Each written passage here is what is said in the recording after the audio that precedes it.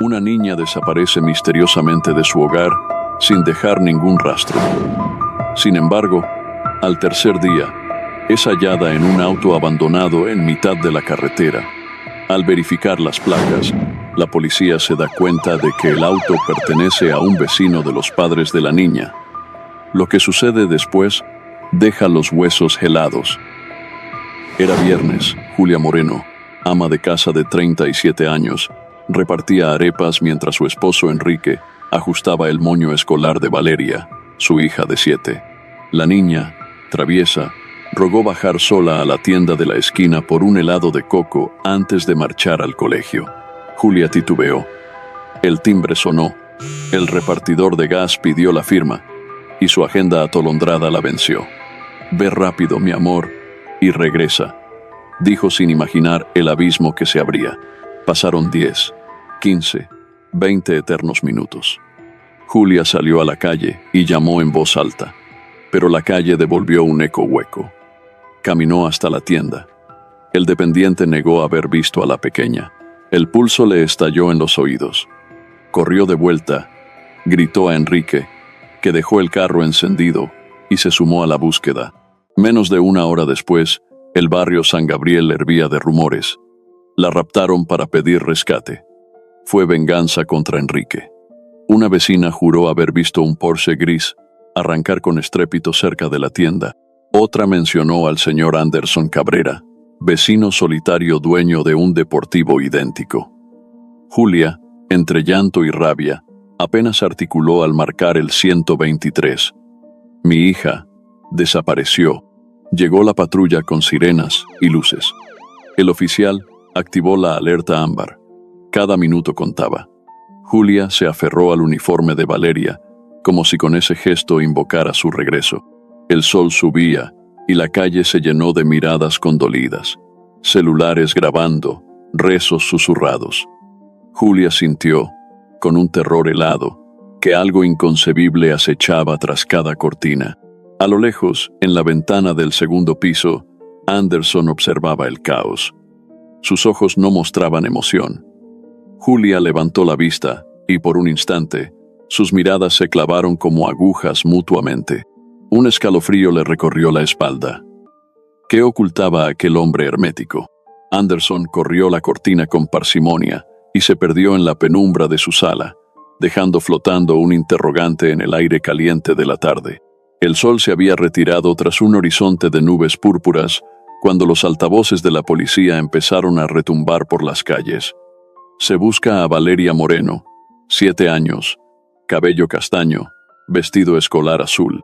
Julia y Enrique acompañaban a los agentes puerta por puerta mientras grupos de vecinos, linterna en mano, exploraban solares vacíos y cimientos abandonados. Cada sonido de hojarasca parecía un susurro de la niña. Cada sombra un posible captor. En la estación central, la comandante Zulay Pardo instaló un centro de operaciones improvisado.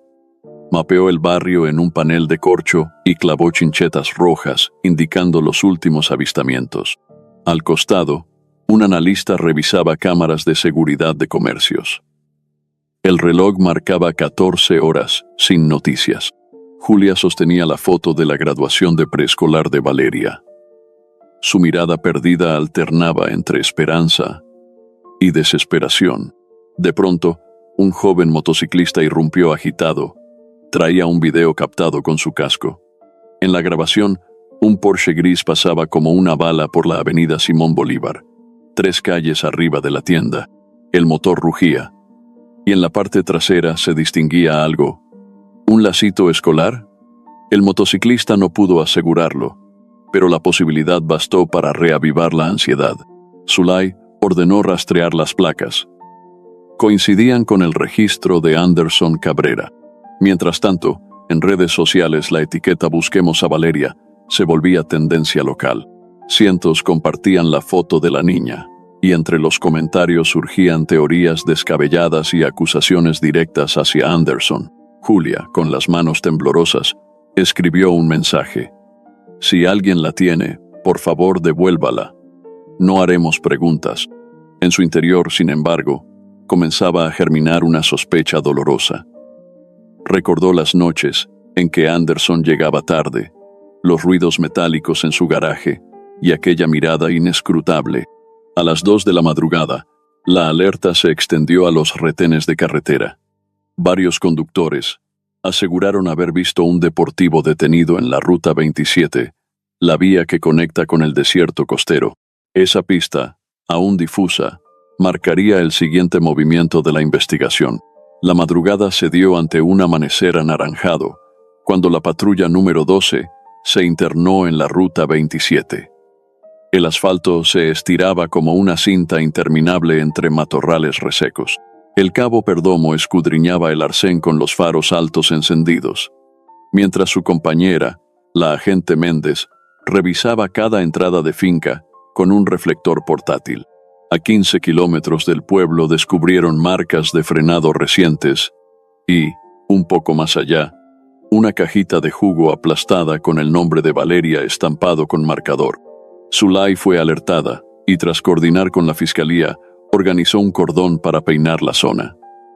Drones sobrevolaron el terreno. Perros adiestrados olfatearon cada arbusto. Enrique se presentó con los ojos inyectados de insomnio, dispuesto a acabar con sus propias manos si era necesario. Julia, sostenida por su cuñada Lucía, apenas mantenía la compostura.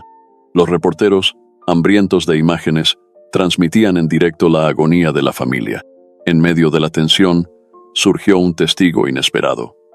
Don Efrén, camionero jubilado, aseguró haber visto un Porsche gris detenido la noche anterior. Relató que un hombre corpulento manipulaba algo en el maletero, mientras una silueta pequeña se movía cerca de la cuneta. El detalle que erizó la piel de todos fue su último recuerdo. Escuché un sollozo, pero pensé que eran gatos. Efrén describió al conductor con una cicatriz en la ceja. Anderson tenía la misma marca desde un accidente juvenil.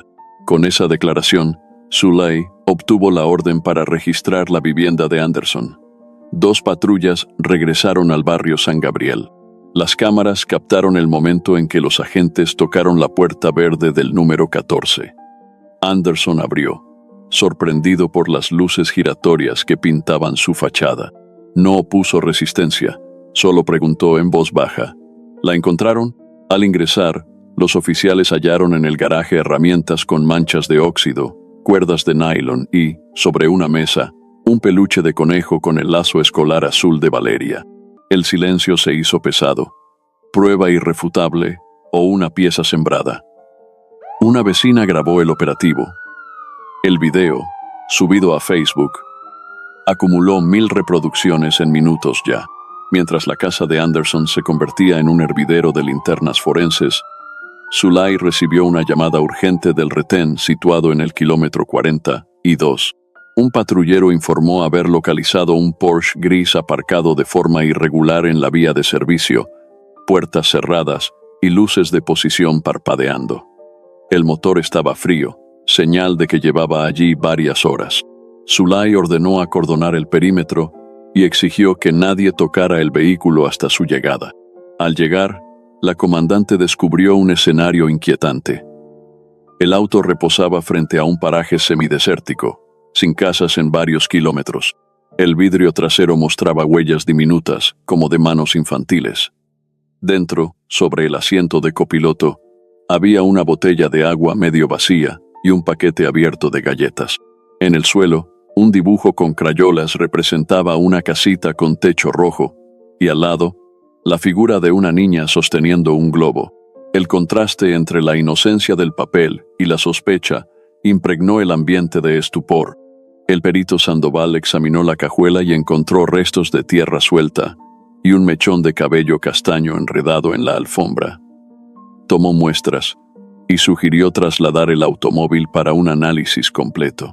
En ese momento, un convoy de prensa detuvo sus furgonetas al borde de la carretera. Los flashes estallaron. Zulay se plantó. Firme. Retrocedan o serán arrestados por obstrucción. Mientras tanto, Julia y Enrique llegaron escoltados. Al ver el auto, Julia rompió en llanto convulsivo. Era el mismo que Valeria señalaba cada tarde desde la ventana, fascinada por su brillante carrocería. Enrique golpeó el capó. impotente, hasta que los agentes lo apartaron. Cuando Sandoval retiró la alfombra falsa que cubría el piso del maletero, halló a un costado un par de zapatillas infantiles empapadas de agua salobre. Nadie entendía qué hacían mojadas en pleno desierto. Esa pista insólita levantó nuevas preguntas. ¿Había estado Valeria en la costa durante su cautiverio? ¿Quién la llevó allí?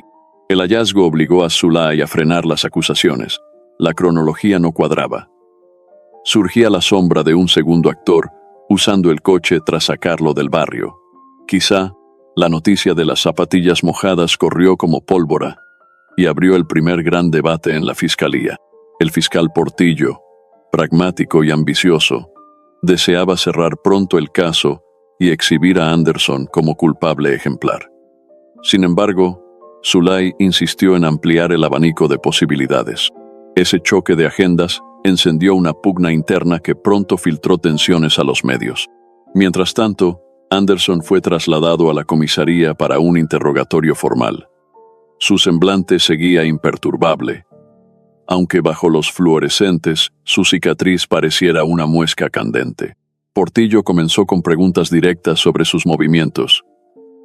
¿Dónde estaba entre las 17 y las 22?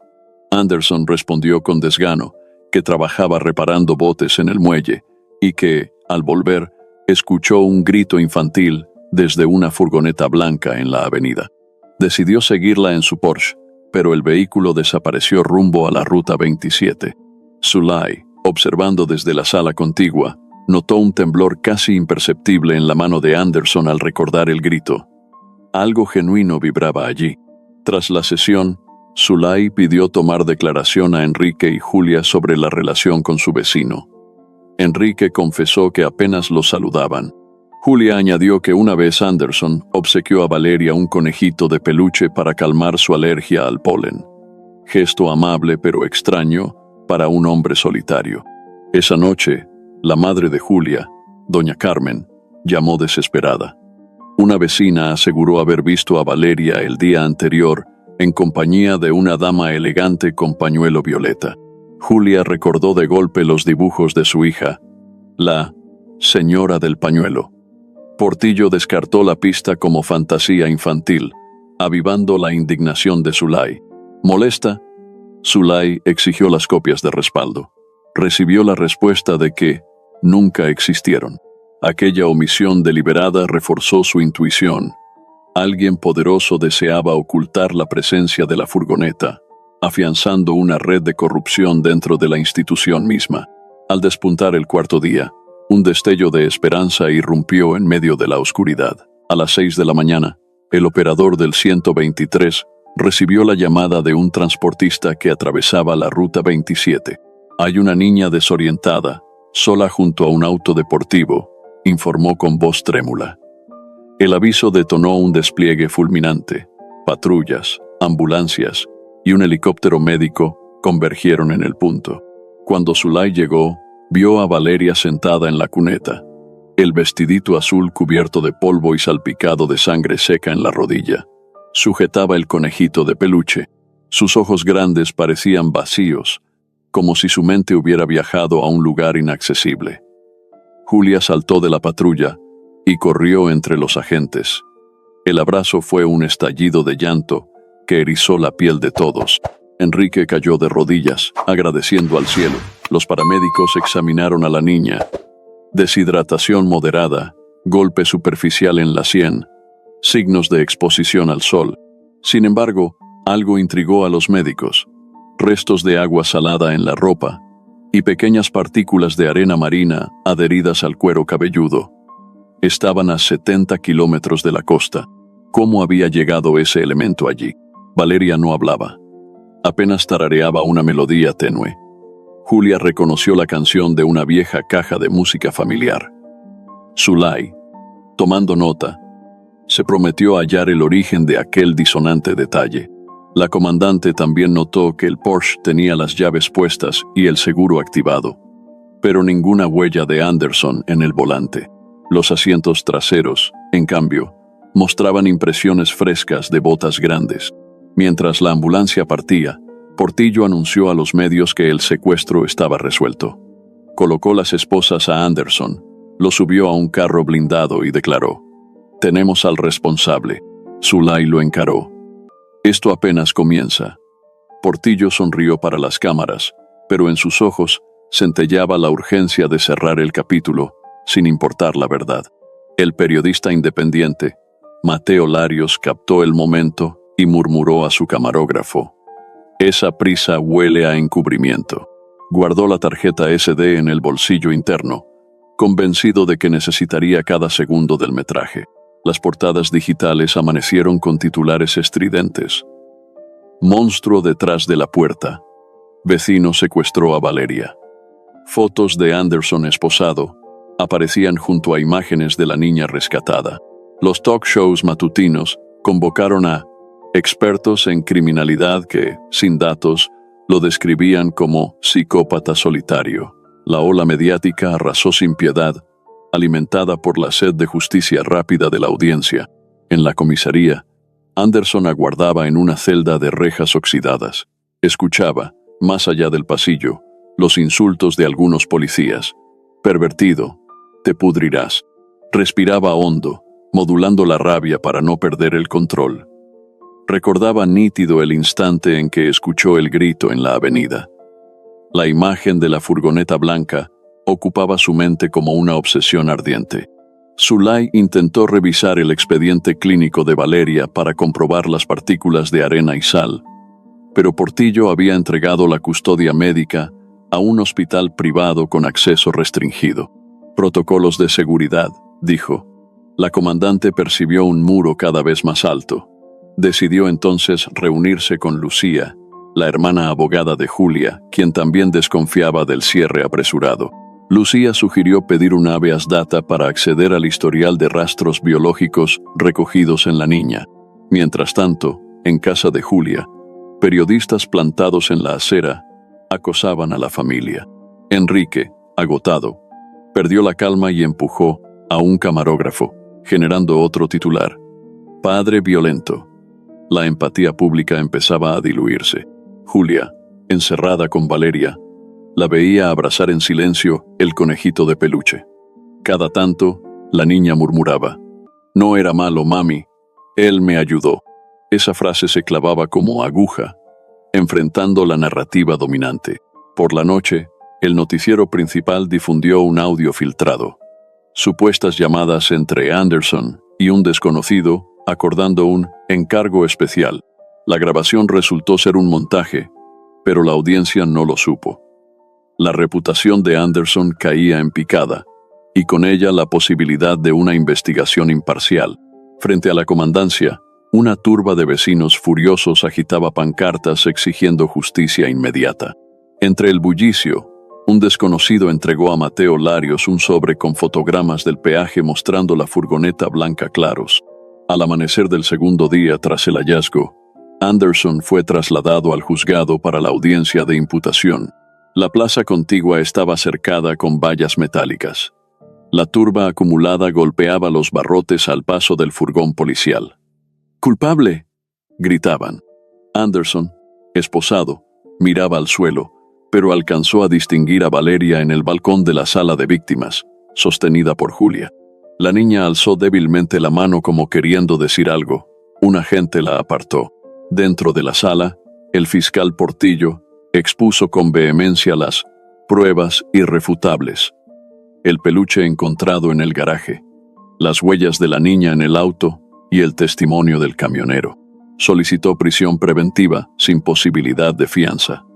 Cuando el juez estaba a punto de dictar la medida, Lucía se puso de pie y pidió la palabra como defensora provisional. Presentó los fotogramas del peaje conseguidos por Mateo. Mostraban al Porsche siguiendo claramente la furgoneta. El juez, sorprendido, aplazó la decisión y ordenó un nuevo análisis forense. La noticia del aplazamiento enfureció a Portillo. En un pasillo, arrinconó a Zulay. «No permitiré que destruyas mi caso». Zulay replicó: «Yo no destruyo nada, busco la verdad». Ese antagonismo encendería una guerra soterrada. Mientras tanto, Mateo filtró en su portal independiente los fotogramas junto con un borrador de investigación sobre niños desaparecidos en la región. El artículo insinuaba conexiones entre las desapariciones y donaciones de la Fundación Ordóñez, presidida por la filántropa Ruth Ordóñez. El post recibió miles de visitas y comentarios que empezaban a cuestionar la narrativa oficial. Esa noche, Lucía visitó a Anderson en la celda. Él le confesó que siguió la furgoneta hasta un viejo almacén costero, pero uno de los captores le disparó al neumático, obligándolo a detenerse. Escuchó sirenas a lo lejos y huyó para pedir ayuda, pero antes escondió a Valeria en el coche pensando que estaría segura. Luego, según él, alguien más movió el Porsche. Lucía salió con más dudas que respuestas, aunque un nuevo hilo de verdad aparecía ante sus ojos. Al marcharse, notó a un patrullero espiando tras el cristal, anotando cada gesto, indicio de vigilancia. El hospital privado Santísima Trinidad estaba rodeado de alambradas y guardias de seguridad. Allí mantenían a Valeria bajo observación psicológica.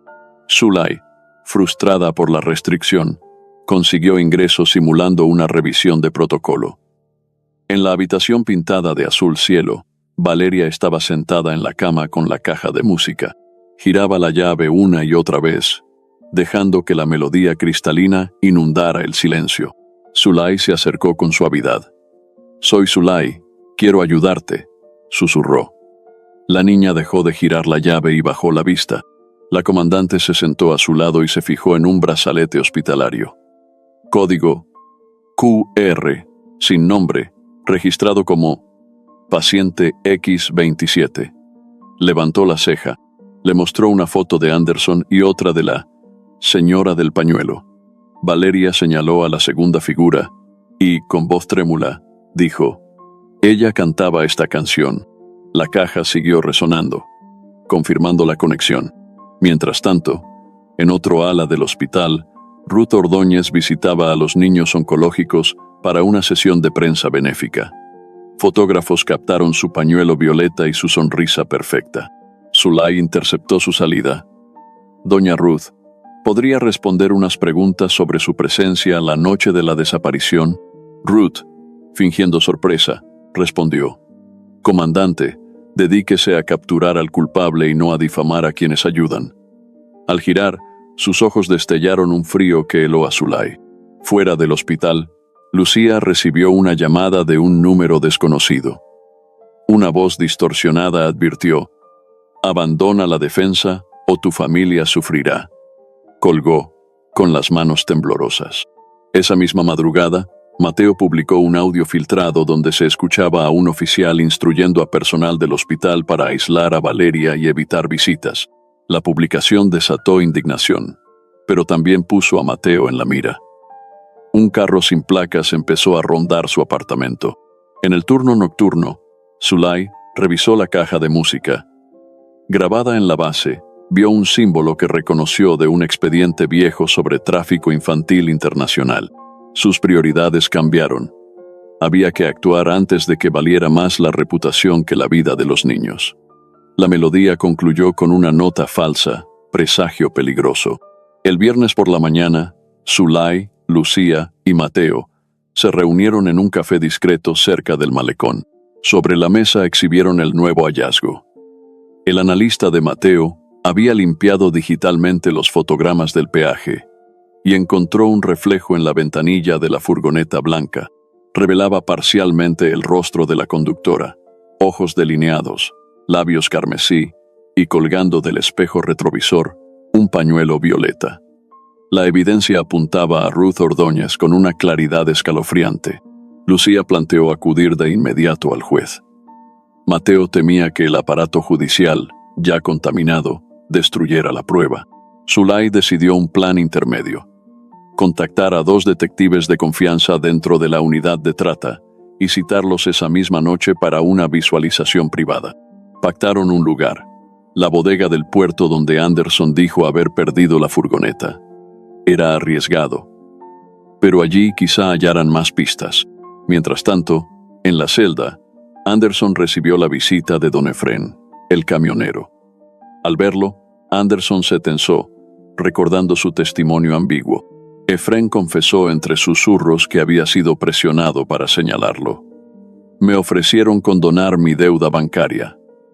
Anderson, sorprendido, preguntó quién. Efrén solo mencionó gente de la fundación. Ese dato se propagó como electricidad en la mente del acusado. Al despedirse, Efrén deslizó un papel con una dirección costera y la frase: allí guardan lo que nada quiere ver. Esa tarde, el fiscal Portillo solicitó al juez la incautación de los dispositivos de Mateo por obstrucción de la justicia. Un oficial intentó allanar la redacción, pero la orden se retrasó porque el secretario se encontraba en comisión. Esa fisura temporal otorgó a Mateo horas valiosas para respaldar todo el material en la nube. Al caer la noche, las luces del puerto parpadeaban sobre contenedores silenciosos. Zulay, Lucía y los detectives avanzaron sigilosos. Antes de entrar, escucharon un motor arrancar a lo lejos. Dentro, un olor metálico y el eco de una caja de música marcaban el preludio de un descubrimiento tan terrible como decisivo. Valeria, lejos, abrió los ojos sobresaltada y susurró.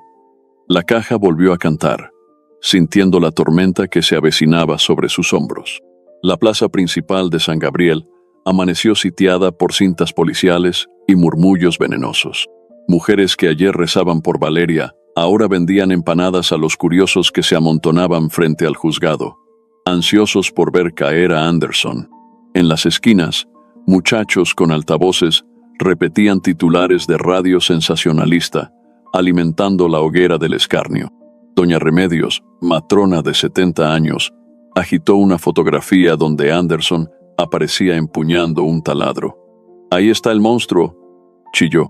La muchedumbre respondió en coro, harta de miedo y sedienta de culpables rápidos. Julia, resguardada tras la ventana de su sala, escuchaba cada insulto retumbar como martillazo en su pecho. Aunque el retorno de Valeria había devuelto la respiración a su hogar, la niña seguía muda, abrazada al conejo de felpa y columpiándose en una mecedora heredada. Cada balanceo parecía marcar un compás fúnebre. Enrique, con ojeras profundas, leía en su celular los mensajes de conocidos que exigían la pena máxima para Anderson. Mientras tanto, en la comisaría, Lucía entregó a Zulay un informe preliminar de peritaje independiente. Las cuerdas halladas en el garaje de Anderson no mostraban ADN de Valeria, pertenecían a redes de pesca impregnadas de sal. Indicaban que Anderson había trabajado recientemente en alta mar, corroborando su coartada. Zulay sonrió apenas. Una fisura más en el caso de Portillo. A media mañana, un grupo de vecinos marchó hacia la casa de Anderson con cubetas de pintura roja. Pretendían marcar la fachada como Morada del Diablo. Cuando la primera brocha tocó la pared, el timbre de un celular interrumpió la escena. Era un video en vivo de Mateo. Mostraba la imagen borrosa de una niña distinta, descendiendo de la misma furgoneta blanca que siguió Anderson, fecha de hace 2 meses. Otro fantasma en la carretera, titulaba. El grupo se detuvo, confuso. Doña Remedios bajó el pincel. Sus labios temblaron. De pronto, la certeza rígida comenzó a licuarse en dudas. La multitud reculó un paso, y un silencio denso se apoderó de la calle, presagiando que la verdad, como la marea, pronto llegaría a cubrir todas las huellas. Un rumor frío cruzó espaldas. Zulay convocó a su reducido círculo de confianza en la sala de guerra, un cuarto estrecho iluminado por fluorescentes parpadeantes. En el centro, un tablero mostraba líneas que conectaban nombres, fechas y vehículos. Sobre la mesa reposaban los fotogramas ampliados donde la conductora lucía el pañuelo violeta. «Necesitamos la furgoneta», dijo Zulay. El detective Salcedo propuso interceptar cámaras de peaje de la autopista costera. La señal se almacenaba en un servidor regional vulnerable. Lucía indicó que Portillo había solicitado formalmente destruir evidencias inconducentes, entre ellas las huellas de neumático. Si la orden se ejecutaba, perderían la única pista física. Mateo, que transmitía en diferido para protegerse, ofreció contactar a ex empleados de la Fundación Ordóñez. Muchos callan, pero algunos están listos para hablar. Zulay asintió. Muéstrales que no están solos. Mientras elaboraban el plan, el jefe de prensa de la alcaldía anunció en TV una marcha blanca en honor a Valeria, auspiciada por la fundación. Ruth Ordóñez encabezaría el acto nocturno con velas y globos. La noticia causó división. Unos veían gesto solidario, otros estrategia para lavar imagen. En la cárcel distrital, Anderson recibió visita sorpresiva de su viejo patrón del astillero, don Hilario, quien le entregó un sobresellado. «Encontré esto en tu casillero», susurró. Dentro había fotos de lanchas pesqueras llegando de madrugada con cajas selladas idénticas a las del camión frigorífico que siguió Lucía. Al reverso de una foto, Anderson había escrito meses atrás: «Pronto sabré dónde terminan». Prueba de que investigaba antes del secuestro. Esa tarde, Zulay interceptó un correo interno de la fiscalía. Portillo solicitaba traslado inmediato de Anderson a la penitenciaría regional. Por seguridad, intuyó trampa. La ruta pasaba por un tramo despoblado, ideal para un accidente. Ordenó secretamente otra escolta y cambió la hora. Al caer la noche, la marcha blanca iluminó la plaza con velas titilantes. Ruth, vestida de blanco impoluto y pañuelo, violeta en alto, abrazó a Julia ante las cámaras. Valeria observaba desde un balcón. Sus ojos se dilataron al identificar el pañuelo y murmuró: «Ella cantaba en el barco». Sus palabras casi inaudibles hicieron vibrar de inquietud a Zulay. Lucía amaneció rodeada de expedientes sobre su comedor. Tazas de café vacías salpicaban manchas sobre notas legales, artículos médicos y copias de recibos portuarios. Sabía que enfrentarse al fiscal significaba dinamitar su carrera. Pero la imagen de Valeria hipnotizada por el pañuelo la impulsaba. Revisó la llamada amenazante de la noche anterior. Número satelital. Imposible rastrear. Sin embargo, detectó un leve zumbido antes de colgar. Síntoma de grabación. Decidió presentar denuncia por intimidación. A media mañana, Lucía llegó al despacho de Portillo con voz firme. «Seré la defensora principal. Necesito acceso completo al expediente». Portillo la subestimó. «Trámites de ego, señorita». Ella deslizó sobre su escritorio una copia certificada de la grabación manipulada que TV Charanga había difundido. «Si insiste en difamar, aquí tengo peritaje que prueba falsificación. La cadena también responderá». Portillo frunció el ceño. Su plan mediático empezaba a resquebrajarse. Esa tarde, Lucía visitó a Anderson con documentos para firmar el poder legal. Él, sorprendido, aceptó. Durante la conversación, reveló que la cicatriz en su ceja provenía de defender a un huérfano golpeado en un barco factoría cuando era adolescente polizón. Esa pieza humana desmontó en Lucía el cliché del vecino siniestro y encendió empatía genuina. De vuelta a su oficina, recibió a Dolores Escobar, ex contadora de la Fundación Ordóñez, quien solicitó protección a cambio de información. Dolores narró que durante años Ruth organizó envíos humanitarios de niños con enfermedades tratables a clínicas extranjeras fantasma. Los donantes creían financiar tratamientos. Los niños desaparecían. Dolores entregó copias de transferencias y un archivo con nombre clave: Proyecto Sirena. Lucía guardó la evidencia en una carpeta roja rotulada Justicia. Llamó a Zulay y Mateo para una reunión de emergencia. Había que coordinar protección para Dolores antes de que Portillo obtuviera una orden de arresto inventada. Al colgar, Lucía vio, reflejado en la ventana, el destello de un teleobjetivo. Alguien fotografiaba desde el edificio opuesto, y entendería demasiado tarde que en aquel tablero siniestro, cada avance suyo obligaba al enemigo a mover piezas letales inesperadas. Mateo llegó a la estación de servicio Mar Azul con un disco externo oculto bajo la chaqueta. Allí, en la trastienda, lo esperaba Omar, técnico de vigilancia subcontratado por la alcaldía. Omar lucía nervioso. Su barba temblaba. Las cámaras del barrio no fallaron las Desconectaron desde un panel remoto, confesó. Entregó a Mateo registros que mostraban la hora exacta en que los dispositivos fueron apagados, 12 minutos antes de la desaparición de Valeria. El autor usó credenciales de nivel máximo. Mateo pagó la gasolina de Omar, única excusa para la reunión, y salió con el disco. Montó su moto y notó que un sedán negro lo seguía. Cambió de ruta 3 veces. El sedán persistía. En un semáforo, el pasajero bajó la ventanilla y levantó una cámara. Advertencia silenciosa. Mateo aceleró hacia un mercado abarrotado. Zigzagueó entre puestos y logró perderlo, pero entendió que su tiempo se agotaba. Mientras, en la comisaría, Zulay confrontó al jefe de sistemas. Él insistió en una falla eléctrica. Zulay mostró la impresión del registro. Su firma validaba la desconexión. El hombre palideció, Portillo irrumpió y ordenó confiscar documentos, suspendiendo a Zulay por indisciplina. Ella entregó su placa y replicó: «Sin uniforme soy más libre». Abandonó la oficina bajo murmullos, consciente de haber cruzado el Rubicón. Esa misma noche, Julia escuchó un golpeteo en su ventana. Halló un sobre, dentro, un USB y una nota: «Confía en lo que canta». Con Lucía, lo reprodujo. Se veía a Valeria en la cubierta de un barco, cantando la melodía de la caja. Una mujer de espaldas, pañuelo violeta ondeando, decía: «No temas, pronto verás el mar». El mar rugía de fondo, coordenadas GPS aparecían fugazmente. Lucía envió el archivo a Mateo y guardó copia cifrada. Comprendió que la voz de Ruth era la bala de plata que necesitaban, pero también la diana perfecta para atraer fuego enemigo.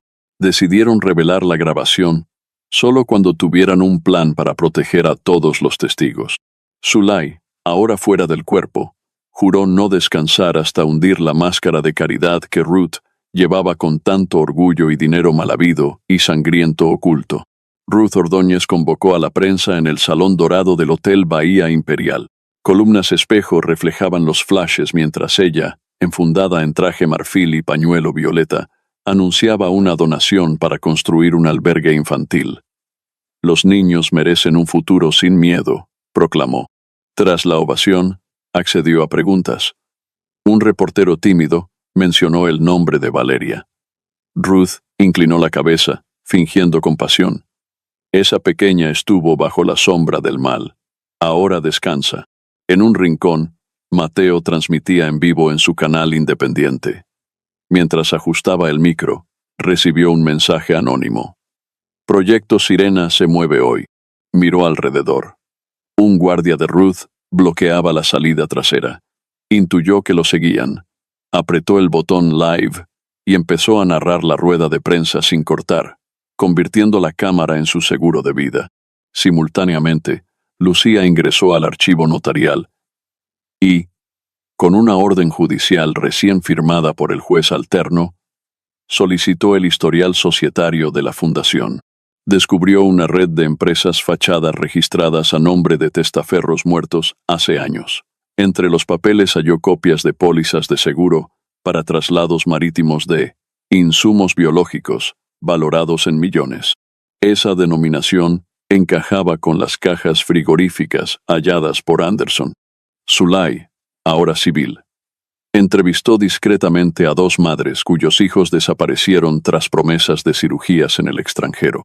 Ambas recordaban pañuelos violetas, repartidos como amuletos durante las campañas médicas gratuitas.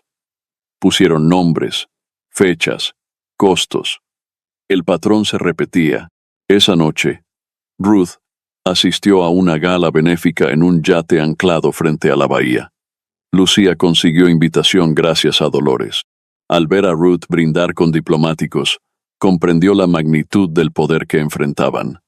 Se acercó al bar para observarla de cerca. Ruth sintió la mirada y sonrió con una calma reptiliana.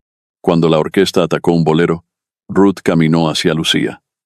«Los valientes caen rápido sin aliados fuertes», susurró, y deslizó una tarjeta de marfil. Solo un número. Lucía sostuvo la mirada. pero su piel se erizó.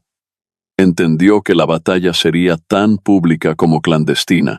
En la habitación de Valeria, Julia ordenaba juguetes cuando el conejito de felpa cayó y rodó bajo la cama. Al agacharse, descubrió un cuaderno escolar forrado con papel rosado, el diario secreto de su hija. Dudó unos segundos, temiendo invadir la intimidad infantil. Pero la urgencia de comprender superó la culpa. Sentada junto a la ventana, abrió la primera página. Dibujos de corazones y mariposas daban paso, en fechas recientes, a garabatos oscuros. Una mujer con pañuelo violeta guiando a niños hacia un barco. Cada viñeta venía acompañada de letras grandes. No digas, canta y promesa de helado. Julia sintió náuseas. En la última hoja, Valeria escribió: si me pierdo, la canción me encuentra. Abajo, un número. 27. Julia recordó el código. Paciente X 27. Sintió un escalofrío y llamó a Lucía. Lucía analizó el diario y fotografió cada página. Esto demuestra contacto previo con la mujer del pañuelo, afirmó.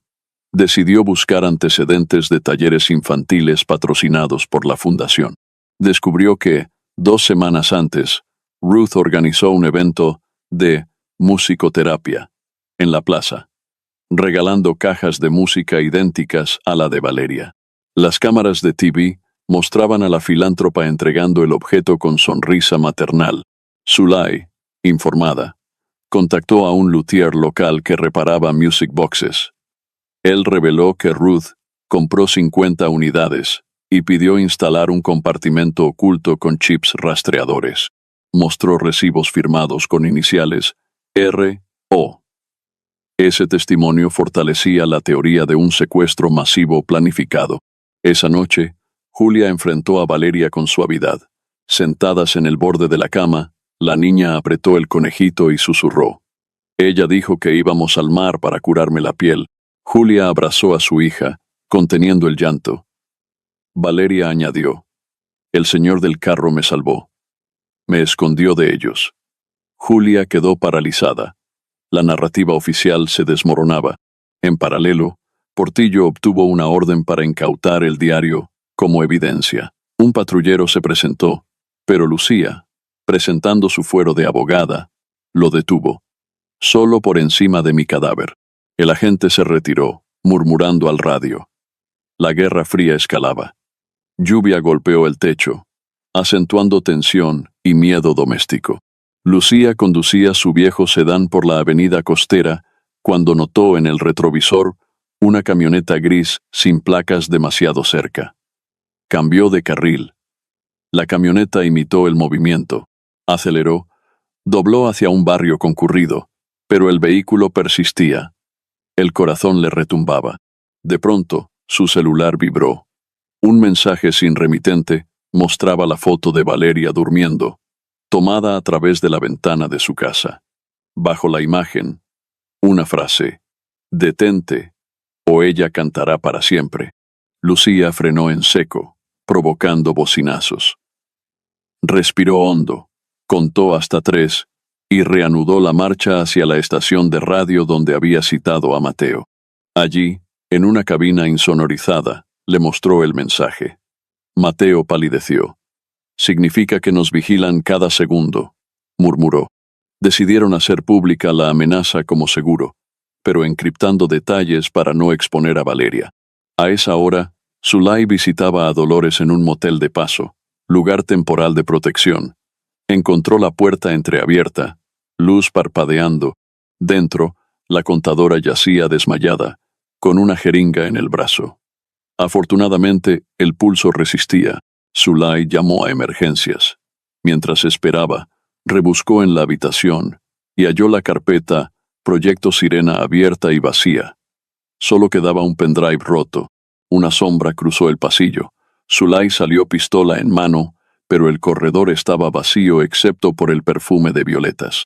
En el hospital, Julia escuchó a Valeria cantar bajito en sueños. Sirena, sirena, llévame a nadar. La melodía se interrumpió por un espasmo. La niña despertó gritando: Ruth. Julia tomó nota para contárselo a Lucía, consciente de que su recuerdo podía ser la pieza final. Esa noche, Mateo publicó la foto amenazante con filtros que ocultaban identidad, titulando «Quieren silenciarnos». El post se viralizó, y las redes se dividieron. Unos defendían la investigación, otros acusaban de sensacionalismo. Ruth, en un comunicado, condenó el ciberacoso y donó tablets a un orfanato, ganando titulares amables. Lucía, mirando la clase de manipulación mediática, comprendió que se acercaba al corazón mismo del monstruo. Volvió a su auto y, con manos temblorosas, cargó el seguro antes de encender el motor. En la sala de interrogatorios, Lucía colocó una grabadora sobre la mesa. Anderson, esposado, alzó la mirada. Sus pupilas mostraban cansancio, no culpa. «Te creerán loco», advirtió. Él suspiró y aceptó hablar sin abogado presente, confiando en ella. Ajustó el micrófono y comenzó. «Seguí la furgoneta porque escuché a una niña gritar. No imaginé que fuera Valeria. Conduje hasta el viejo almacén costero de la empresa marítima Sirena. Al acercarme, vi a dos hombres traspasar cajas frías a otro camión». Describió que la niña lloraba dentro de la furgoneta. Uno de los sujetos la sacó a la fuerza. Llevaba pañuelo violeta.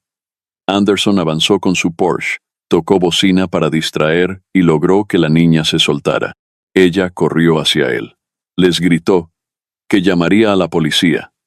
Los hombres dispararon, perforando su neumático delantero. Tuvo que huir campo adentro. No podía correr con ella, relató. Así que la escondí en el maletero, dejé agua y galletas, aseguré el auto y busqué señal para pedir ayuda. Cuando volvió, el coche ya no estaba. Lucía preguntó por qué no lo contó antes. Anderson respondió: «Quise, pero Portillo me negó a hablar sin su presencia. Luego me incriminaron». Entregó un mapa dibujado con rutas de camiones refrigerados vistos durante sus jornadas en el muelle. Eran coincidencias con desapariciones infantiles.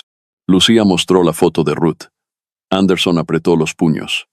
Ella supervisaba los envíos desde el yate. Cada vez que aparecía, los hombres se cuadraban. Describió un tatuaje en forma de sirena con tridente en la muñeca de uno de los captores. La abogada grabó todo y salió bajo custodio. En pasillo, Portillo la interceptó. «Ese testimonio no vale nada sin pruebas periciales». Lucía replicó: «Las tendré».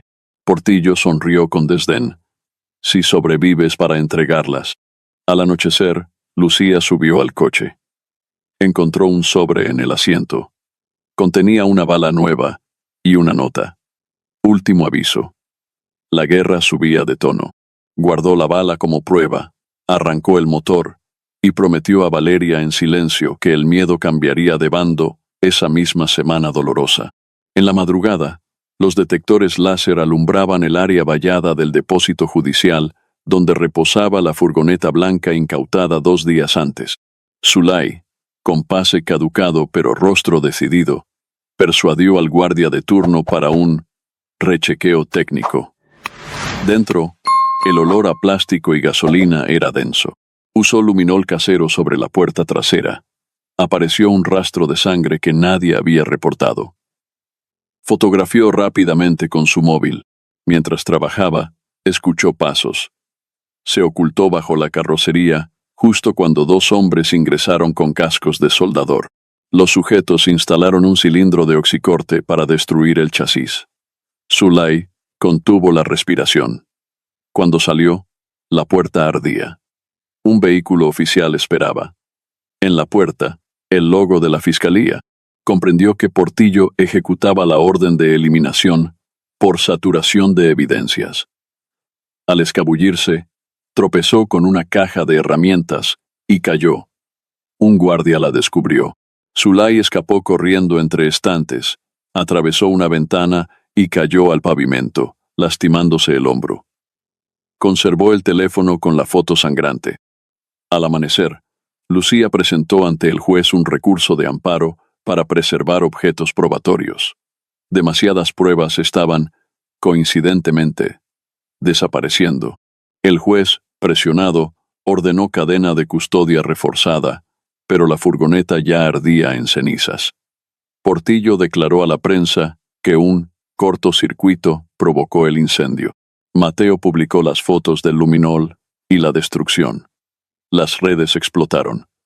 Evidencia ardiente se volvió tendencia nacional. Panelistas exigían renuncia de Portillo.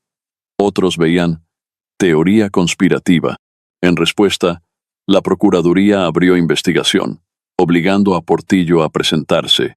Entretanto, Ruth lanzó desde su yate una campaña llamada Luz para los Niños, prometiendo 1 millón de bombillas solares para comunidades pobres. Su imagen aparecía radiante en todas las pantallas públicas, eclipsando el escándalo. Zulay, ya fugitiva institucional, se refugió en la casa de don Hilario en el muelle. Allí reveló las fotos a Anderson, quien rompió en lágrimas silenciosas. «Ahora ya saben cuán lejos llegarán», murmuró. Zulay vendó su hombro y sentenció: «Entonces iremos más lejos». En la radio, un locutor veterano recordó que cada mentira oficial deja migas para quien se atreva a seguirlas, inflamando la chispa de la resistencia. El cuartel de bomberos voluntarios se hallaba junto a la vieja torre del reloj, lejos del bullicio mediático. Allí trabajaba Emilio Benítez, operador de comunicaciones.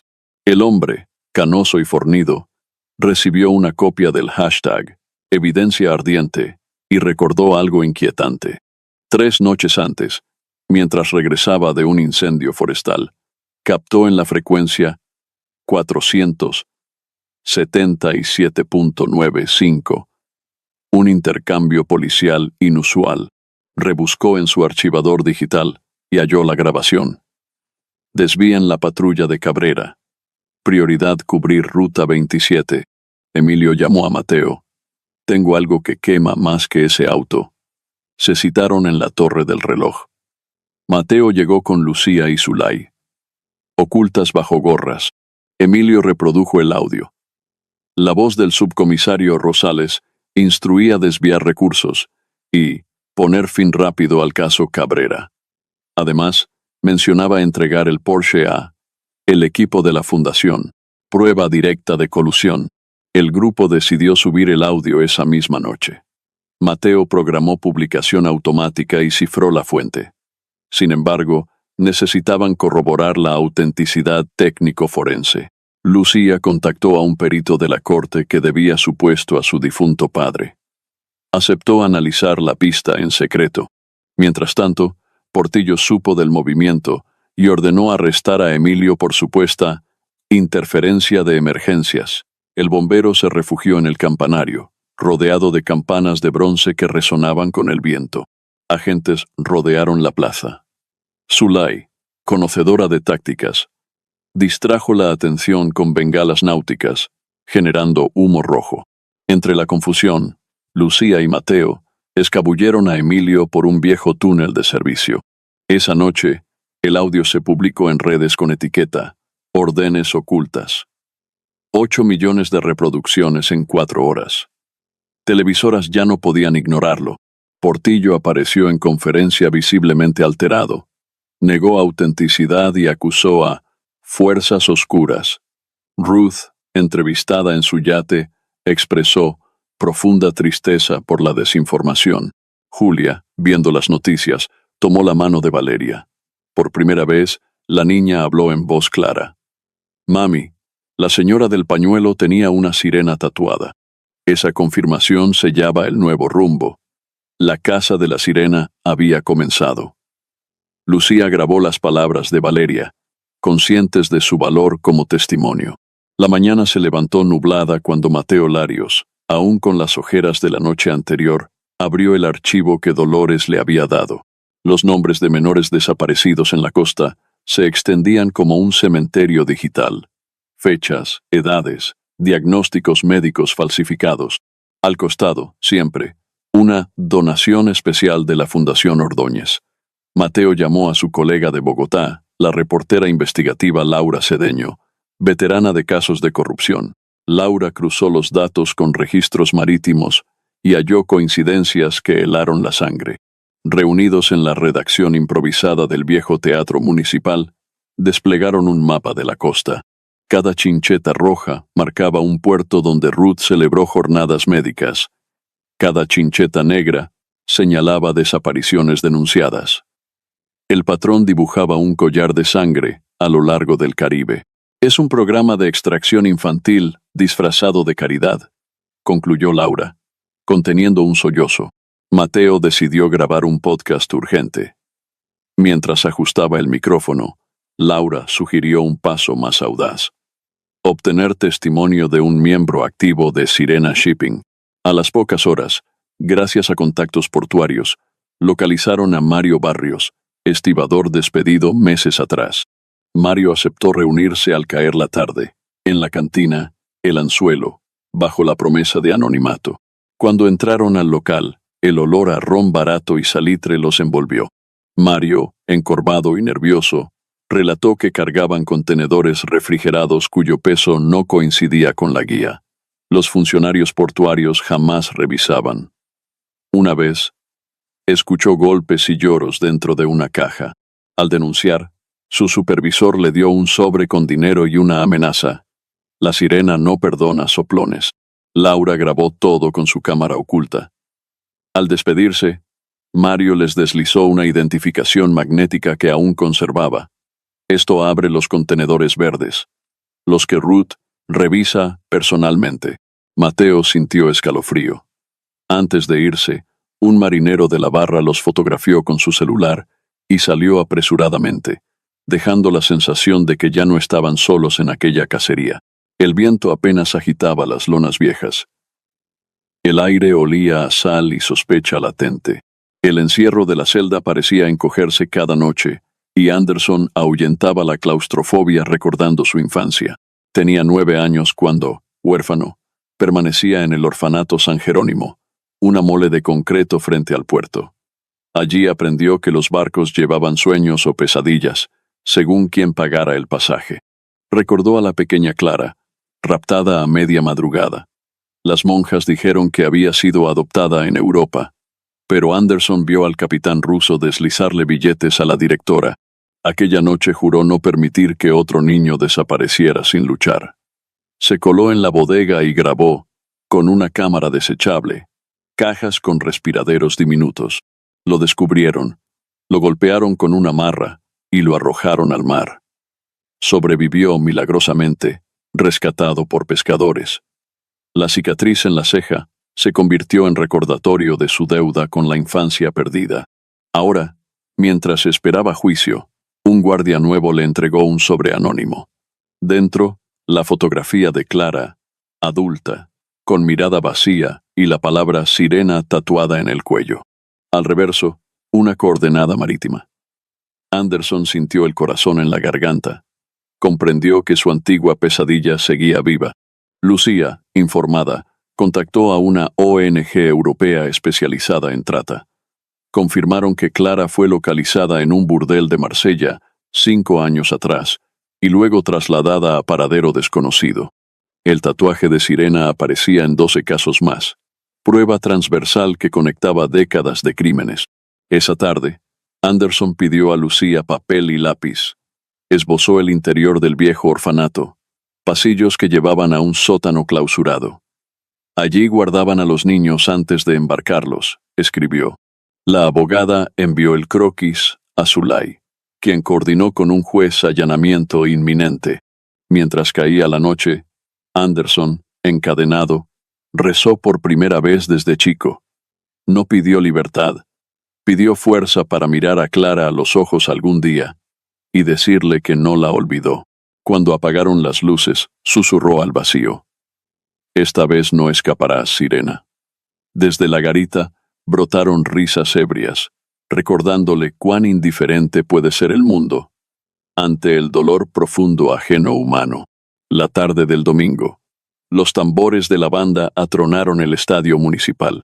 Ruth Ordóñez apareció sobre la pista de atletismo con el uniforme del Club San Gabriel Unido, entregando balones firmados y cheques gigantes al presidente del equipo. Cientos de familias vitoreaban. Globos violeta flotaban como fuegos fatuos sobre las gradas. La transmisión en directo mostraba a Ruth abrazando a niños sonrientes, imagen perfecta de filantropía. En cabina de prensa, Mateo y Laura analizaban cada gesto. Laura señaló el brazalete de oro en la muñeca de Ruth.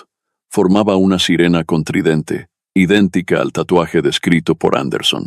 Mateo acercó el zoom y tomó capturas. «Esa mujer ostenta su símbolo como trofeo», murmuró.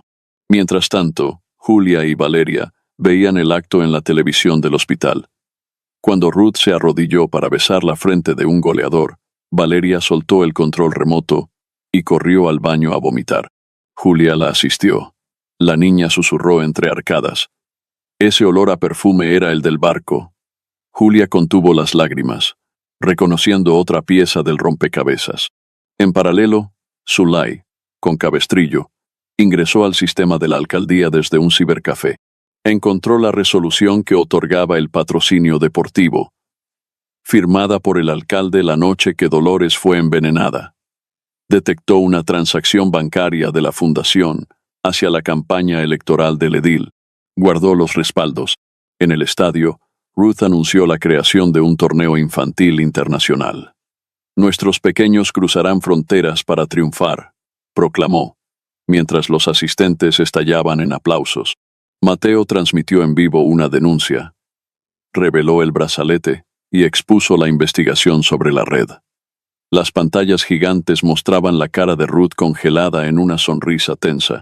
Guardias privados cortaron la señal y escoltaron a Ruth fuera del campo. El estadio quedó dividido.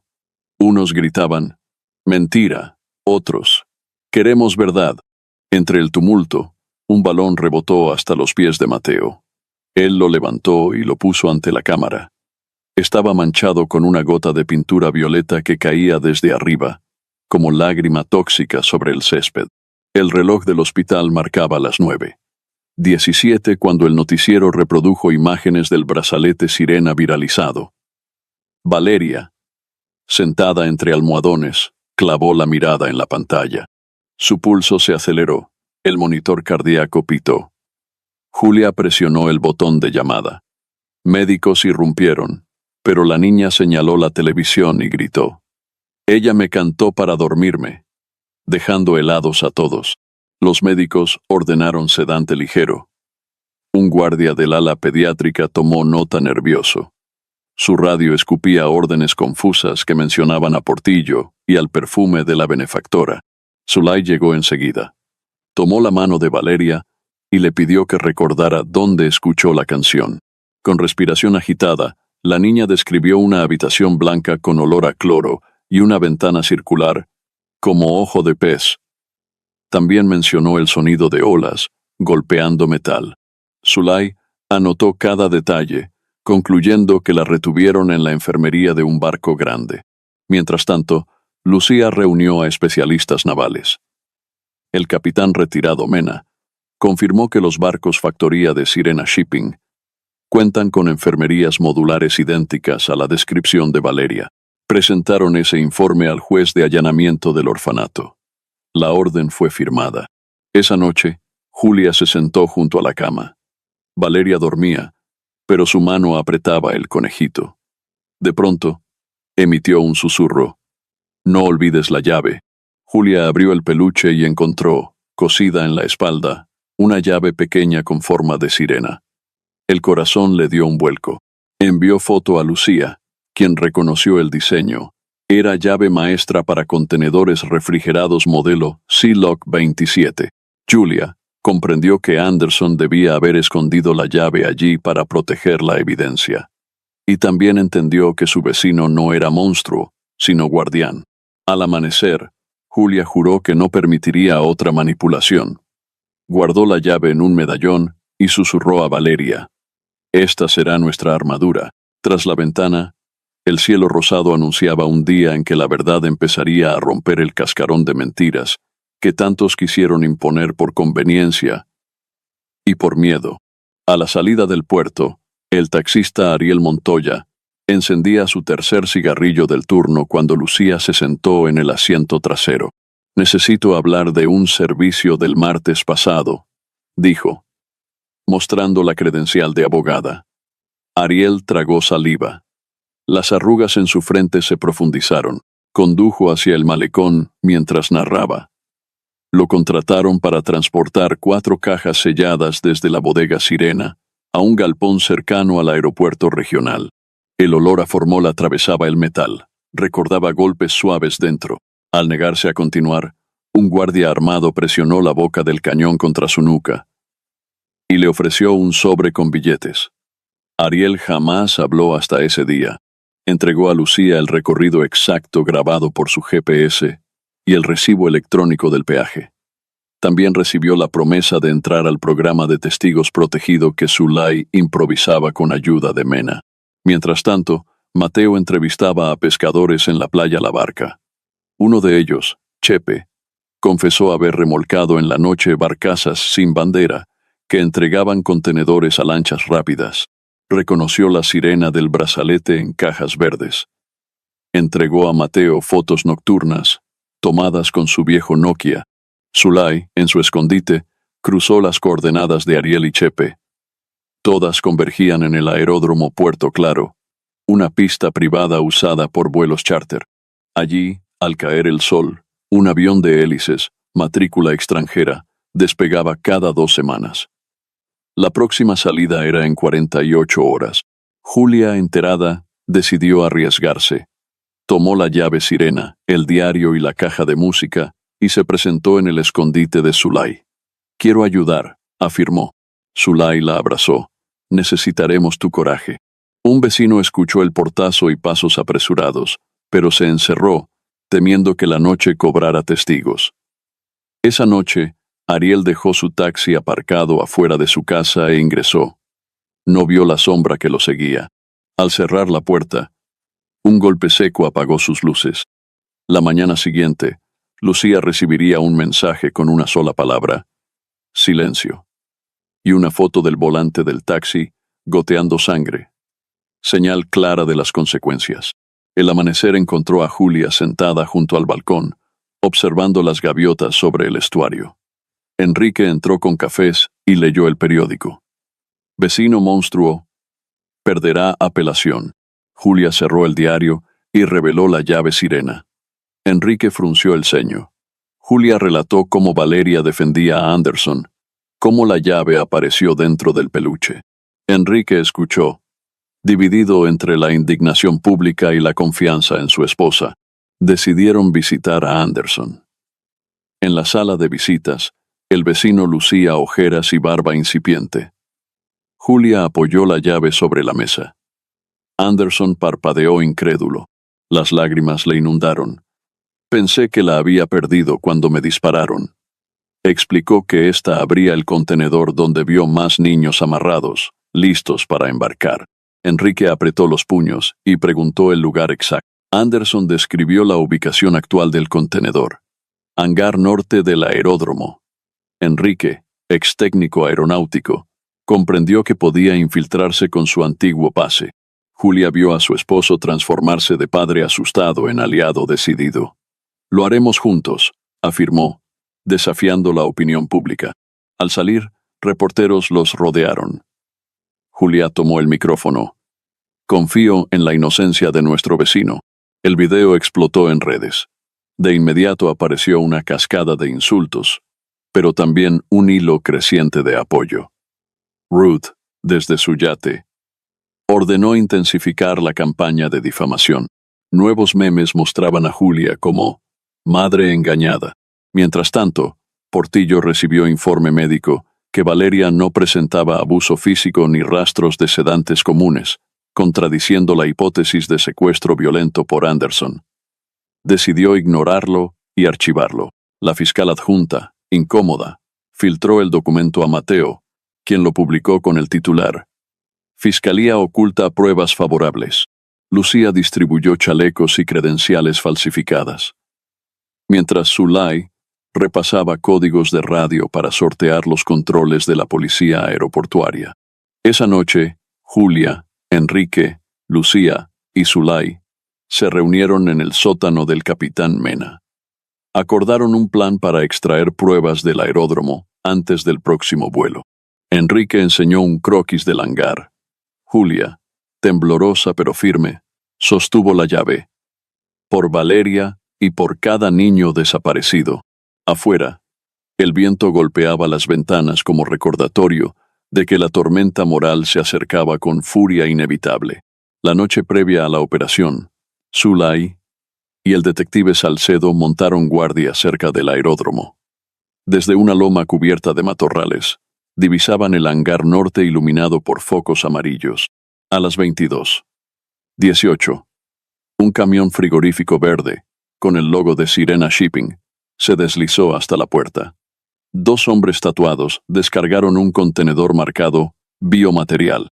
Salcedo fotografió cada movimiento con lente infrarrojo. En paralelo, Enrique y Julia aguardaban en una furgoneta prestada, vestidos con overoles naranjas de mantenimiento. Julia sentía las manos heladas. La llave sirena colgaba en su cuello. Enrique la animó con una frase que solía decir Valeria al caer: «Respira y levántate».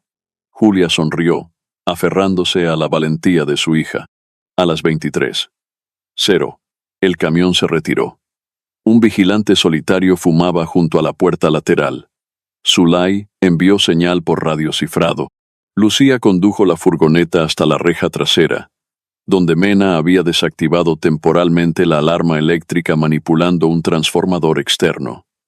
Los segundos parecían latir. Julia y Enrique cruzaron el recinto cargando maletines de herramientas. El vigilante les pidió ID. Enrique mostró un pase viejo con sello borroso. El hombre alzó la ceja, pero una llamada de su superior lo distrajo. Pasaron. Dentro del hangar. El contenedor descansaba sobre rieles. Julia introdujo la llave. Un clic seco resonó como trueno. Cuando abrió, un soplo de aire helado escapó. Dentro había camillas metálicas, mantas térmicas y 3 niños sedados. Uno gemía. Julia soltó un sollozo, pero Zulay susurró: «Concéntrate». Salcedo encontró un archivo en la pared. Pasaportes falsos con fotos de diversos menores y billetes de divisas europeas. Tomó evidencia. De pronto, los reflectores externos se encendieron y sirenas rojas comenzaron a girar. La alarma principal se reactivó sola. Voces gritaban por altavoces: «Seguridad interna, deténganse». Julia cerró el contenedor para proteger a los niños. Enrique la jaló hacia una salida de servicio. Al correr, escucharon disparos. Lucía conducía hacia la puerta abierta por Mena. Contra el rugido de motores, entendieron que aquella noche nadie saldría sin luchar sobre la pista en sombras. Un estruendo de metal rompió la oscuridad cuando un guardia impactó su camioneta contra la reja trasera, bloqueando la huida. Lucía frenó en seco. El vehículo derrapó. Zulay disparó a los focos para ganar penumbra. Gritos y pasos resonaban entre los contenedores. Julia, temblando, sostenía la linterna sobre los pasaportes recién hallados. Nombres franceses, checos y colombianos, todos con fechas de tratamiento humanitario. La tinta aún fresca apestaba a fraude. Salcedo cubrió al grupo mientras avanzaban hacia un depósito adjunto. Dentro, cajas de cartón etiquetadas juguetes estaban llenas de jeringas, frascos de ketamina y uniformes de enfermería con el logo de la fundación. Julia tomó fotos. En un rincón, hallaron un congelador industrial. Al abrirlo, el vapor reveló decenas de pasaportes infantiles en bolsas con hielo seco, listos para intercambiar fotos. Fue un golpe al estómago colectivo. Detrás se oyó el clic de una escopeta. El vigilante tatuado apuntaba a Enrique. «Cierren sus ojos», ordenó con acento extranjero. Antes de disparar, un silbido rompió el aire. Mena arrojó una llave inglesa que golpeó la mano armada. El disparo se desvió y destrozó luces de emergencia. Zulay neutralizó al guardia con llave de artes marciales sencillas. Con el corredor sumido en sombras rojas, el grupo llegó a una oficina administrativa. Encontraron computadoras encendidas. Lucía insertó un pendrive y copió los archivos. Manifiestos de vuelo, listas de donantes infantiles y transferencias millonarias a cuentas offshore. El reloj marcaba 0:43. El avión estaba programado para despegar a las 1:0. Julia recordó a los niños sedados. No podemos dejarlos. Enrique asintió. Salcedo localizó una carreta elevadora. Cargaron el contenedor y se dirigieron a la puerta lateral. En el camino, vieron llegar camionetas negras con sirenas azules. Era la policía de Portillo. El dilema era claro: entregarse y perder la evidencia, o escapar hacia la selva manglar que bordeaba la pista. Lucía, sudando adrenalina, gritó: «La verdad no muere en un arresto». Aceleró la elevadora, destrozando barriles de combustible. El hangar se llenó de chispas, olor a gasolina y un miedo visceral que empujó a cada uno hacia un salto de fe, hacia la oscuridad. Las llamas de los barriles encendidos lanzaban lenguas anaranjadas que recortaban siluetas titubeantes. Lucía, conduciendo la elevadora, embistió la reja lateral. El metal cedió con estrépito. Enrique saltó a la cabina y tomó el volante mientras Zulay cortaba cadenas del contenedor para abrir respiraderos. Los 3 niños, dentro, comenzaron a toser, recuperando la conciencia. Julia calmó a la pequeña de trenzas, tarareando la caja de música. Del otro lado de la pista, patrullas policiales se desplegaban. Portillo descendió de una camioneta blindada y ordenó disparar a los neumáticos. Balas trazadoras iluminaron la noche. Mena, parapetado tras un bidón, respondió con su escopeta de bengalas, creando cortinas de luz cegadora. De repente, un dron comercial apareció sobre el caos. Mateo lo piloteaba desde un cerro cercano y transmitía en vivo. La audiencia veía en tiempo real a la policía disparar contra civiles que rescataban niños. Hashtags explotaron. Un presentador gritó: «Estamos viendo corrupción pura». La marea de opinión viró. En medio del tiroteo, un guardia alcanzó a Lucía. Anderson, liberado horas antes por orden judicial tras filtrarse nueva evidencia, llegó al aeródromo en motocicleta con Salcedo. Vio al guardia apuntar a Lucía y se lanzó, derrapando la moto. El impacto derribó al atacante, pero Anderson quedó tendido. Lucía corrió hacia él. Una bala rozó su hombro. Anderson, sangrando, pidió la cámara de Mateo. Grabó un mensaje. «Ruth Ordóñez dirige esta red. Yo lo vi todo». Lucía presionó la herida y lloró. «No te mueras».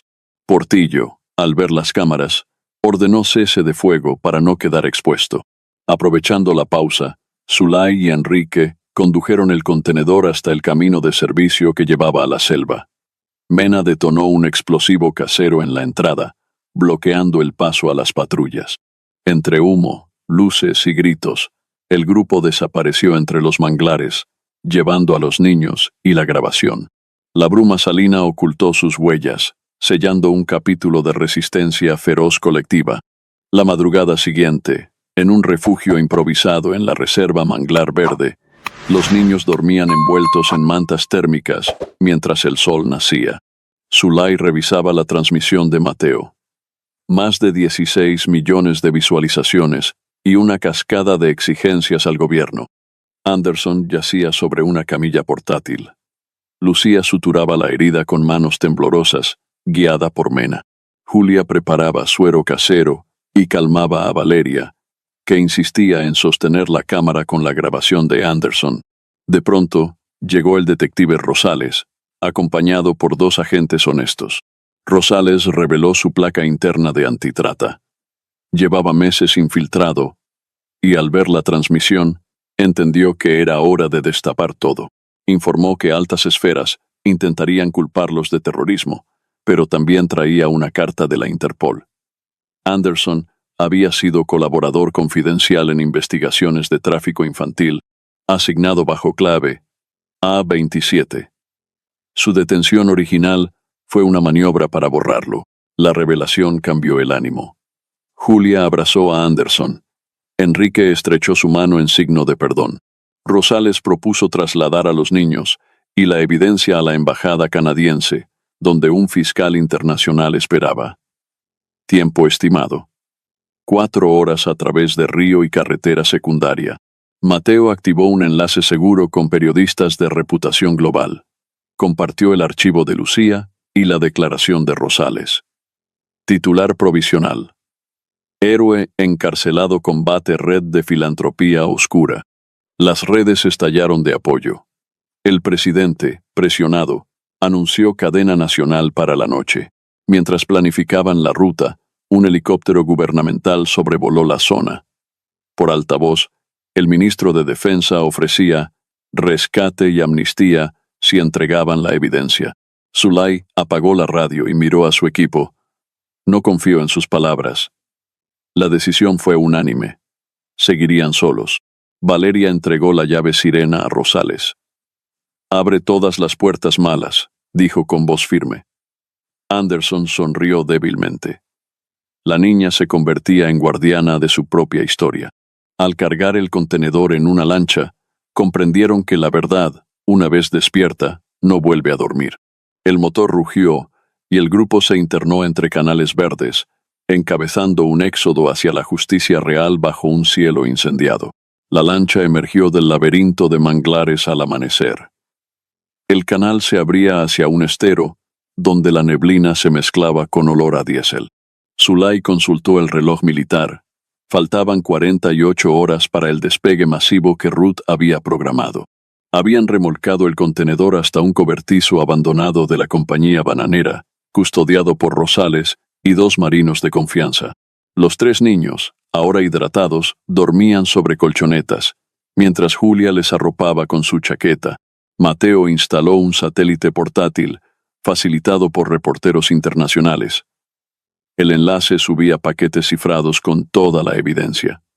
«Si caemos, el mundo lo sabrá igual», murmuró Laura, ajustando la antena. Anderson, recuperándose con un vendaje en el abdomen, repasaba los mapas fluviales junto a Enrique.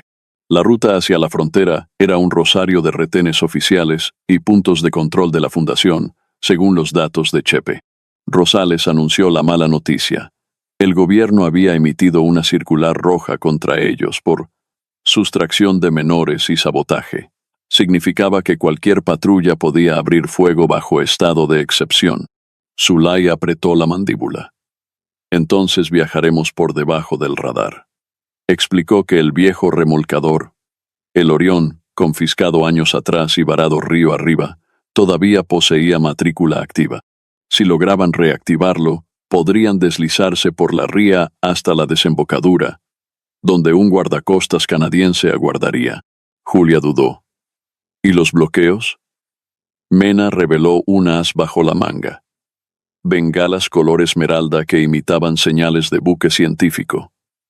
La Armada evitaría interceptarlos para no provocar incidente diplomático.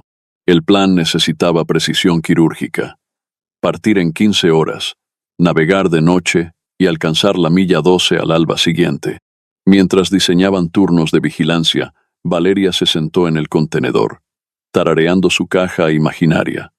Su voz, frágil pero persistente, llenó de coraje el cobertizo. Anderson se acercó y con un gesto humilde le devolvió el peluche recién cosido. La niña sonrió por primera vez. En ese instante, Zulay prometió para sí misma que aquella sonrisa sería el temporizador moral. Tenían 48 horas para mantenerla intacta. Nadie volvió a dudar aquella madrugada jamás. El atardecer tiñó de cobre los pilotes del viejo muelle donde reposaba el Orión. El grupo trabajaba rápido. Mena y Enrique revisaban el motor diésel. La corrosión era superficial. Zulay distribuía funciones. Lucía y Rosales prepararían documentos de navegación falsos. Mateo y Laura instalarían cámaras para transmitir si eran abordados. Julia acondicionaría la bodega como enfermería flotante. Para mantener ocupada a Valeria y a los otros niños, Anderson improvisó un taller de pintura con sprays y cartones. Dibujaron estrellas y sirenas libres, un antídoto contra el miedo.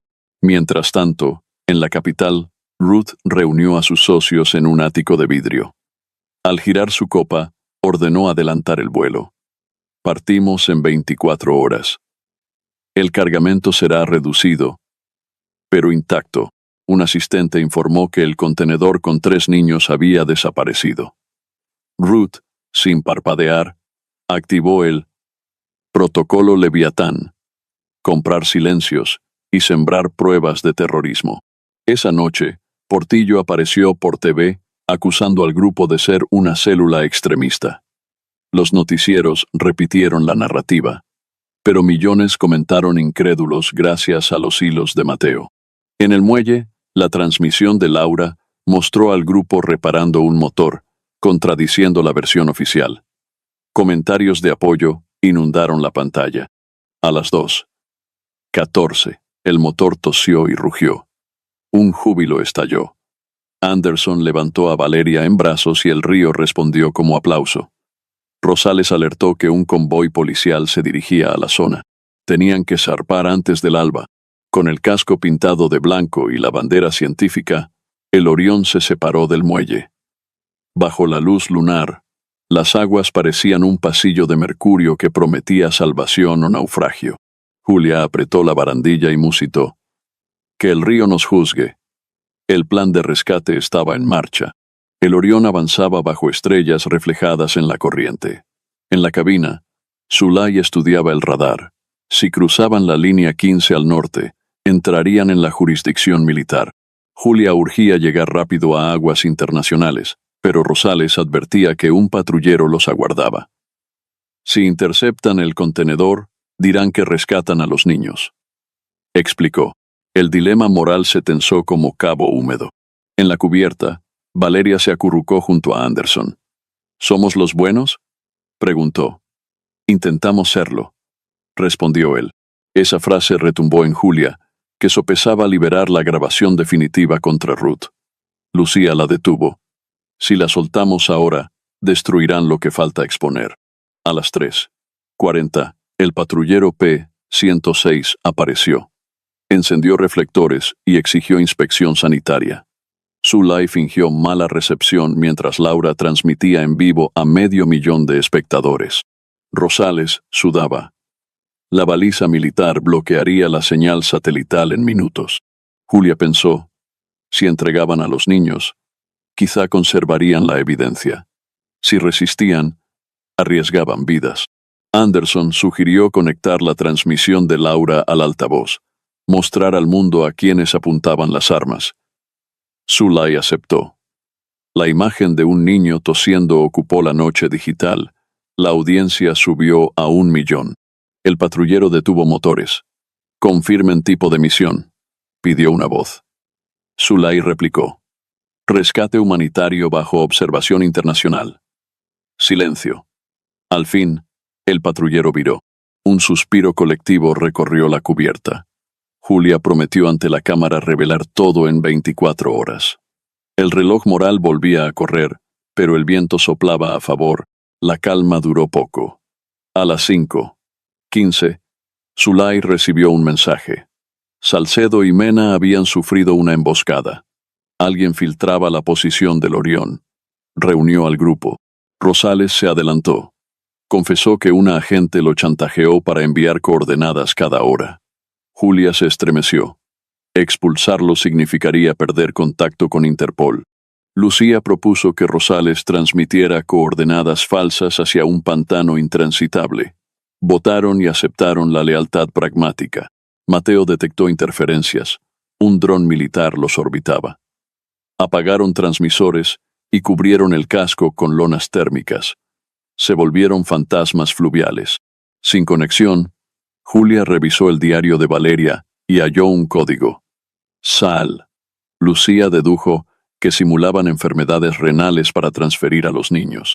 Al anochecer, Rosales envió datos falsos. Sirenas lejanas quedaron atrapadas en el pantano. El engaño funcionaba. El silencio pesaba más que el motor detenido. Zulay, aunque agradecida, sabía que cada victoria levantaba otra ola. A las 23:57. El Orión llegó a la desembocadura. El faro de Punta Serena giraba, proyectando haces sobre las olas. A lo lejos, La bodega donde Ruth preparaba el embarque ardía. Distracción o limpieza, murmuró Mena. Rosales interceptó un pedido de evacuación aérea. Anderson, Lucía y Enrique tomaron un bote para infiltrarse. Zulay y Julia quedaron a bordo con los niños. Entre grúas humeantes, descubrieron 6 niños en una cámara cerrada. Un guardia disfrazado de policía apareció y disparó. La bala rozó a Anderson. Enrique lo derribó en un duelo brutal sobre agua y gasolina. Lucía guió a los niños a la salida. Mateo transmitió la lucha. Millones vieron llamas y heroísmo en directo. Anderson desarmó al atacante, pero se contuvo. Zulay llegó con refuerzos de Interpol y arrestaron al agresor. El aire olía a ceniza tibia. La bodega colapsó. Mientras huían, un fragmento incandescente fundió la sirena dorada que colgaba del brazalete perdido. Símbolo del imperio de Ruth crepitando bajo la noche de fuego. Al mediodía, Ruth Ordóñez llegó a su jet privado. Un convoy diplomático bloqueó la pista. La fiscal Elise Lambert le mostró orden de captura por tráfico, falsedad y tentativa de homicidio. Tablets alrededor reproducían el rescate y la confesión de Anderson. Ruth intentó huir, pero Anderson la interceptó. Clara te recuerda. Por primera vez, su máscara se quebró. Lambert ordenó esposarla. Portillo apareció para defenderla y terminó esposado también. Valeria preguntó, ¿se acabó la canción? Julia sonrió. Solo para los malos. Drones de prensa registraron la escena. Audiencia récord. Ruth lanzó su amenaza final, pero Lambert sentenció. La oscuridad retrocede ante documentos sellados. En el jet hallaron lingotes con sirena tridente y pasaportes de bebés. El pañuelo violeta cayó al asfalto. Valeria lo arrojó al viento. Quedó pisoteado. Símbolo de un imperio de horror definitivamente. La noche cubrió el malecón de San Gabriel con luces y bengalas. El Orión atracó entre vítores. Anderson, vendado, tomó el micrófono. Nunca quise ser héroe, solo saldar una deuda. Alzó la llave sirena. Los objetos pequeños cargan verdades enormes. Julia lo abrazó. Zulay anunció que las órdenes de captura se anulaban y que operativos internacionales ya rescataban víctimas. Valeria entregó a Anderson una concha. Para que recuerdes que las sirenas buenas existen. Doña Remedios, antes su acusadora, lloró mientras abrazaba a Anderson. Mateo giró la cámara hacia la multitud, capturando rostros que pasaban de vergüenza a esperanza luminosa. Fuegos artificiales pintaron el cielo. El aire olía a mar limpio, no a sospecha. El Palacio de Justicia se llenó de pancartas. Ni un niño menos. Dentro, la fiscal Lambert presentó cargos. Portillo fue negado en fianza. Julia y Valeria entregaron el diario y la llave sirena a la prensa. Escuchen la voz de los niños. El Congreso aprobó la Ley Sirena. Ruth, en celda de máxima seguridad, recibía dibujos de sirenas llorando. Mateo transmitió el reencuentro virtual entre Clara y Anderson. Corazones se quebraron en directo. Las campanas repicaron por justicia. Esa noche, vigilia frente al orfanato clausurado. Velas formaron la palabra verdad. La indignación dio paso a reforma. Julia contempló la luna y agradeció a cada desconocido que compartió un enlace. La justicia viaja por cables y corazones. Domingo tranquilo. El padre Celestino dedicó su sermón a Anderson. Ovación de pie. En un almuerzo comunal, doña Remedios sirvió sancocho, a quien llamó monstruo. Perdonarnos es avanzar. Valeria llevó a Anderson al orfanato clausurado, ahora cubierto de murales. Frente a una sirena liberada, él temió no ser digno del perdón de Clara. El perdón se siembra. Ya brotó, dijo la niña. Minutos después, Julia mostró la noticia. Clara había sido rescatada en Marsella. Anderson cayó de rodillas, riendo y llorando. Por la noche, Clara apareció en videollamada con pañuelo blanco. Gracias por no rendirte. Anderson alzó la concha como promesa de mares seguros. El padre Celestino bendijo la llave sirena, reliquia comunitaria. La herida se volvía cicatriz luminosa y memoria.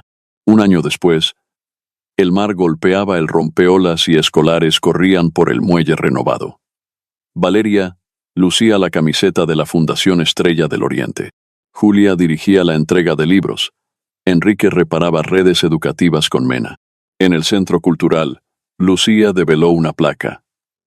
A quienes escucharon el canto verdadero. Anderson habló.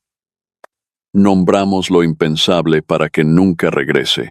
Clara lo abrazó entre aplausos que resonaron frente a veleros en la bahía. El Padre Celestino bendijo la caja de música restaurada. Su melodía ahora sonaba como himno de resiliencia. Valeria entregó a Anderson un frasco con agua de mar, para que las sirenas buenas nunca se sequen. Mateo, hoy editor global, transmitía el acto solidario. Laura enfocó a familias alistándose como voluntarias. Rosales, ascendido, vigilaba discreto. Doña Remedios le ofreció arroz con coco. Nunca es tarde para guisarnos el alma. Al atardecer, globos blancos con sirenas dibujadas se elevaron, cada uno con un nombre recuperado. Anderson vio cómo ascendían, y una brisa salada acarició sus cicatrices internas. El plano final mostró la llave sirena colgando en el vestíbulo, rodeada de flores de papel. Un rayo de sol la hizo brillar. La cámara se cerró sobre ese destello, invitando a la audiencia a cuidar la luz que pertenece a todos. Así llegamos al final de la historia de hoy. Si te ha gustado, no olvides dejarnos manito arriba. Me encantaría leer tu comentario. Cada día leemos sus bellos mensajes que son la mejor recompensa para el esfuerzo que hacemos, trayéndoles estas narraciones. Lo más gratificante para nosotros es saber que somos su compañía y, en especial, traerles reflexiones que nos hagan crecer a todos como seres humanos. Finalmente, nos encanta estar aquí a tu lado. Un fuerte abrazo. Bendiciones.